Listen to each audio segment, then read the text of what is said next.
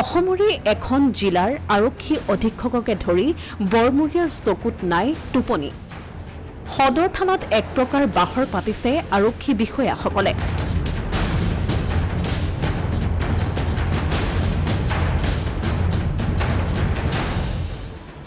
14 মাৰ্চৰ পৰা অৱস্থা কাহিল হৈ পৰিছে জিলাখনৰ আৰক্ষীৰ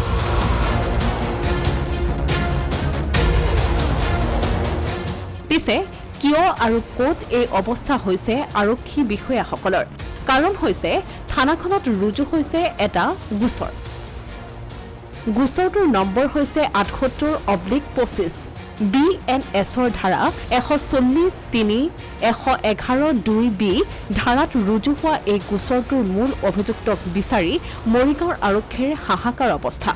14 মাৰ্চৰ দিনা ৰুজু হোৱা এই গোচৰৰ পাছতেই জিলাখনৰ আৰক্ষী অধীক্ষক অতিৰিক্ত আৰক্ষী অধীক্ষক আৰু আন উচ্চ পদস্থ বিষয়াসকলে মৰিগাঁও সদৰ থানাত এক প্ৰকাৰ বাহৰ পাতি লোৱাৰ দৰে হৈছে এনেও জিলাখনত বিভিন্ন অপৰাধ সংঘটিত হোৱাৰ উদাহৰণ বহু বেছি কেতিয়াবা যদি মণিকুটত চুৰ সোমাই আন কেতিয়াবা পথেৰে গৈ থকা মহিলাৰ ডিঙিৰ চেইন কাহি উঠাও হয় দুৰ্বৃত্ত বেংকৰ পৰা ধন উলিয়াই হাতত টকাৰ বেগ লৈ ঘৰলৈ উভতিব নোৱাৰা পৰিৱেশে বিৰাজ কৰা জিলাখনত সংঘটিত এই অপৰাধবোৰক লৈ আৰক্ষীৰ বৰ বেছি তৎপৰতা নাছিল কিন্তু এইবাৰৰ গোচৰটো হ'ল মৰিগাঁৱৰ পৰা এগৰাকী যুৱতী নিৰুদ্দেশ হৈছে যুৱতীগৰাকীৰ পৰিয়ালে ইয়াক এক অপহৰণ কাণ্ড বুলি সন্দেহ কৰিছে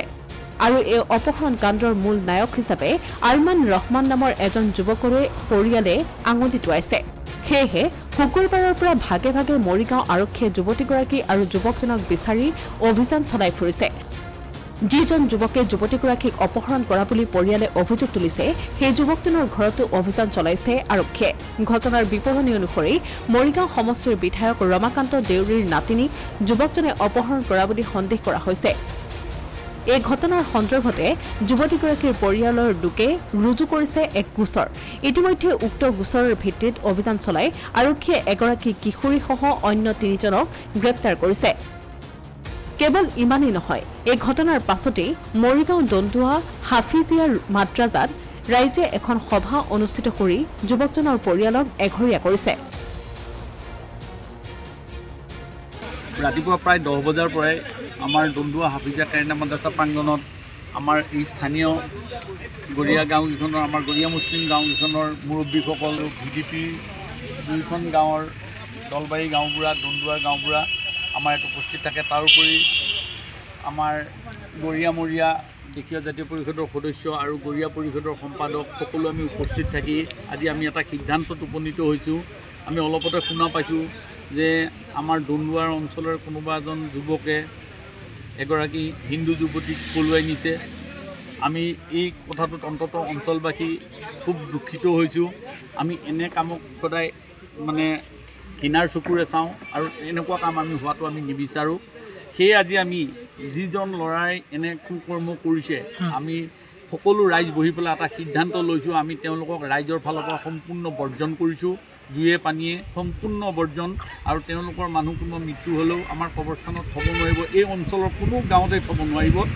আৰু তেওঁলোকৰ ঘৰত যিয়ে যাতায়াত কৰিব তেওঁকো আমাৰ সমাজৰ পৰা বৰ্জন কৰা হ'ব আৰু আজি আমি এই সমাজত আজি আৰু এটা সিদ্ধান্ত লৈছোঁ আমি আমাৰ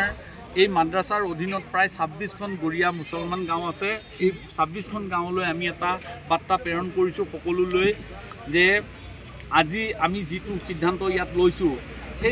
সেইবিলাক গাঁৱৰ যদি কোনো ল'ৰাই যদি আমাৰ গৰিয়া মুছলমান ল'ৰাই যদি হিন্দু যুৱতীক বিয়া পাতে তেওঁলোককো যাতে বৰ্জন কৰে তেনে এতিয়া আমি পৰামৰ্শ তেওঁলোকলৈ আগবঢ়াইছোঁ নিশ্চয় সকলো গাঁৱৰ বিষয়ববীয়া মুৰব্বীসকল আছে তেওঁলোকেও এই আমি আজি লোৱা প্ৰস্তাৱটোকে মানি ল'ব